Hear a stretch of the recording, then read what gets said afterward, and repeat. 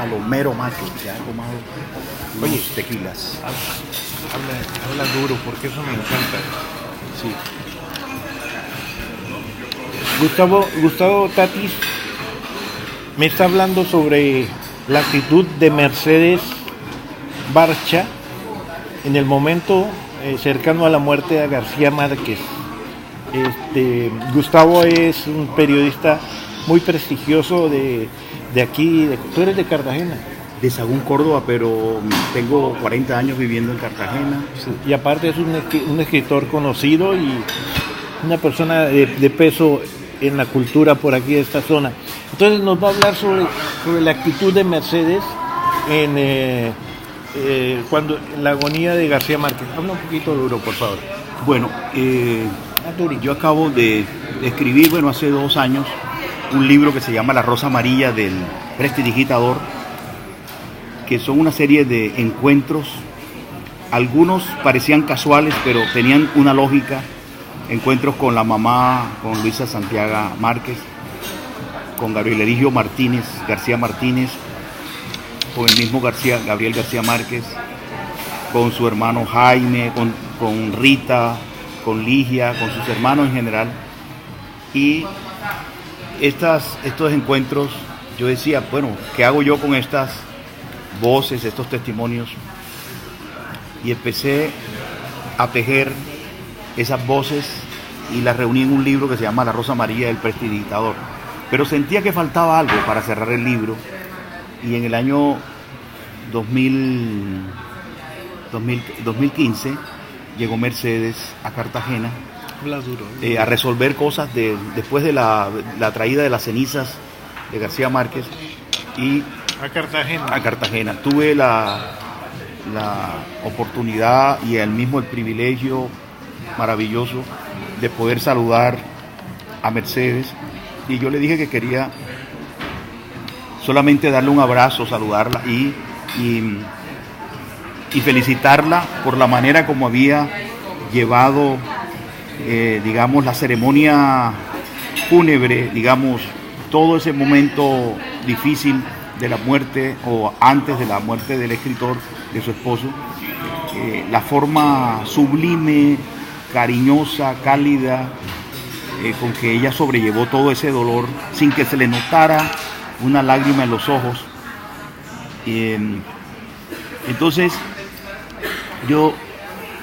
cuando ella me invita a su casa, que en ese encuentro tuvimos la oportunidad de almorzar,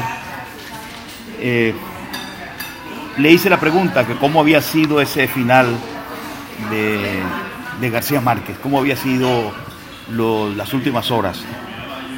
Y reafirmé algo, confirmé algo que percibía de Mercedes, la fortaleza interior de esta mujer, que en los momentos difíciles del escritor le dio su propia fuerza también para culminar la hazaña de escribir 100 años de soledad, para que las cosas cotidianas no lo abrumaran y para que él pudiera elevarse en las caídas y poder culminar esa novela, una de las mejores novelas escritas en la historia de la literatura. Y Mercedes, viendo ya lo inexorable, viendo cómo García Márquez se apagaba lentamente como una vela, empezó a colocarle los vallenatos que lo habían hecho feliz. Esos vallenatos de Rafael Escalona, el compadre y gran amigo y personaje de 100 años de soledad, y personaje del Coronel no tiene quien le escriba, porque Rafael Escalona, juglar del Caribe colombiano, acompañó a García Márquez en unas correrías, en unos peregrinajes por las tierras de Francisco el Hombre, personaje mítico de la música de acordeón. Y García Márquez, sin lugar a dudas, amó tanto la música de acordeón desde niño, porque los acordeoneros tocaban en la plaza de Aracataca, y el abuelo, el coronel Nicolás Márquez, veterano de la guerra de los 1000 días, no le permitía acercarse a los juglares, porque los acordeoneros para el coronel eran seres que iban camino a la perdición, y socialmente los tenía discriminados. Y García Márquez esa prohibición de acercarse a los juglares le reafirmó esa vocación amorosa de acercarse a los músicos de su tierra, a los músicos de las orillas de Aracataca y del Magdalena Grande. García Márquez siempre quiso aprender a tocar un acordeón y además cantaba muy bien, con una espléndida voz.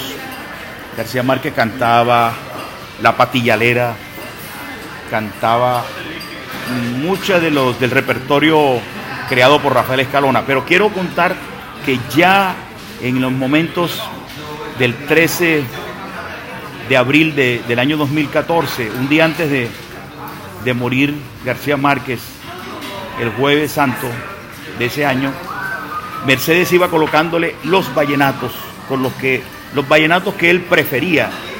Es curioso porque García Márquez casi muere en Cartagena de Indias. García Márquez estuvo en el mes de marzo hasta el mes de julio, hasta el 13 de julio. O sea, llegó el día de su cumpleaños, 6 de marzo, hasta el 13 de julio. Estuvo todo ese tiempo, el periodo más largo en Cartagena. Y la última parranda que la tuvo el 13 de julio. Un almuerzo en la casa de Gloria Triana. Y tuvo un encuentro con Leandro Díaz, hay un epígrafe del Amor de los tiempos del cólera que dice: en adelanto van estos lugares, ya tienen ustedes su diosa coronada, que es un verso de esa bella canción de Leandro Díaz, el gran poeta y juglar de La Guajira, ciego, que escribió canciones preciosas como La diosa coronada, como El verano, y tenía una gran clarividencia, un sentido de la realidad que percibía desde lo que él llamaba la mirada del corazón, o la mirada del alma, o los ojos del alma. Bueno, García Márquez siempre, en los últimos días en Cartagena, escuchó vallenatos, estuvo siempre rodeado de acordeoneros, rodeado de músicos. Y ese día que se encontró con Leandro Díaz, bailaron juntos, se abrazaron y bailaron juntos. Y bueno, el 13 de abril del año 2014, García Márquez empezó a apagarse como se apagan los macondos. Los macondos, el macondo es un árbol sembrado aquí en el Caribe colombiano hace más de 250 años. Alexander von Humboldt, en el amanecer del siglo XIX, descubrió un enorme macondo y lo describió en sus cartas enviadas a sus padres. Ese macondo, que iluminaba las noches de Turbaco, en el Jardín Botánico de Turbaco, curiosamente, siglos después, el director del Jardín Botánico le entregó a García Márquez en el año 2000 un pequeño macondo para que lo sembrara en su casa de Cartagena de Indias. Y García Márquez lo sembró en el patio del barrio San Diego, y ese macondo empezó a crecer de manera impetuosa hasta 20 metros de altura, y en el mes de abril empieza a desnudarse el árbol, se le caen todas las hojas.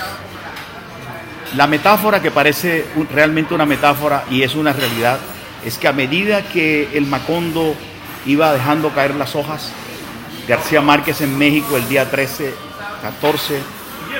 de abril del año 2014 también iba deshojándose interiormente, emprendiendo el vuelo hacia la eternidad, hacia la muerte. Y en ese instante Mercedes iba colocando la música. Cuando ya García Márquez se apagó totalmente, cerró los ojos para siempre, Mercedes llamó a sus hijos y les dijo: esto es a lo mero macho. Y se tomó un trago de tequila, llamó a sus amigos, algunos amigos más cercanos, y me confesó que nunca se habían sentido tan solos en un día como Jueves Santo, donde no tuvieron periodistas, y además rehuían de que llegara un periodista o un fotógrafo a hacerle la foto de Gabo muerto. Mercedes no permitió eso. Me contó que les dijo a los hijos que que lloraran después, que fueran fuertes, y empezó a planear y a organizar con ese espíritu férreo, iluminado, digamos, la ceremonia fúnebre, la ceremonia final de García Márquez, sin que aparentemente se viera perturbada. Por supuesto, todo su dolor hacia adentro, pero manteniendo el control, el equilibrio, la armonía con la que siempre dirigió los pasos y el destino de Gabriel García Márquez en los momentos difíciles, y sobre todo siempre la rosa amarilla que siempre colocaba en su estudio, esa rosa amarilla que estuvo presente en los momentos gloriosos como el Premio Nobel de Literatura en el año 1982. También estuvo esa flor alumbrando la oscuridad del estudio y alumbrando también los momentos que se iban a vivir en las próximas horas. Genial, bravo, oye, muy bien, muy bien. Vamos a detenerlo sin ningún